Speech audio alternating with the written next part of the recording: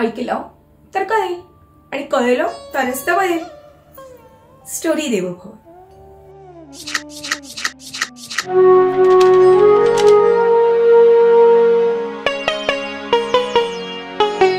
एकदा एक मुलगा आपल्या वडिलांना घेऊन मैदानावर पतंग उडवायला जातो. बाबा मस्त पतंग उडवत असतात आणि तो मुलगा पण मस्त ते पतंग उडवताना पाहत असतो. तो पतंगाकडे पाहत पाहत काहीतरी विचार करायला लागतो आणि तेव्हा तो आपल्या बाबांना म्हणतो, बाबा जर आपण हा धागा तोडला ना तर ती पतंग अजून वरती जाईल आणि छान मस्त वरती जात राहील. आपण तोडूया का तो धागा? बाबा म्हणतात ठीक आहे. तिकडून कैची घेतात, धागा कट करतात.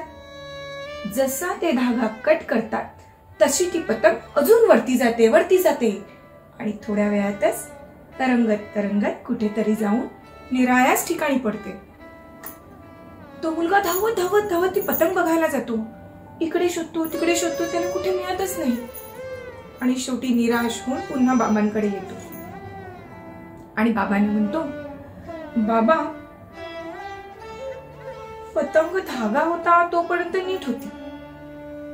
आता मी जसं सांगितलं तसं तुम्ही कट केला, त्याच्यानंतर ती पतंग कुठे मिळतच नाहीये मला. तेव्हा ते बाबा त्या मुलाला म्हणतात, अगदी बरोबर ऑब्झर्वेशन केलंस तू. बघ आपल्याला पण आपल्या आयुष्यात ना नेहमी असं वरती जायचं असतं, अजून वरती अजून वरती अजून वरती.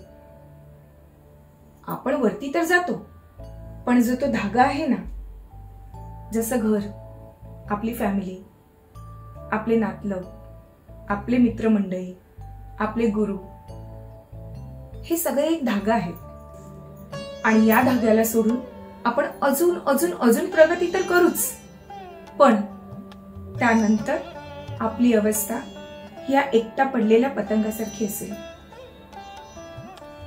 आपल्याला आपल्या आयुष्यात आपलं यश जर टिकून ठेवायचं असेल ना तर हा कुटुंबाचा धागा धरून राहिला पाहिजे, तो सोडून नाही चालणार.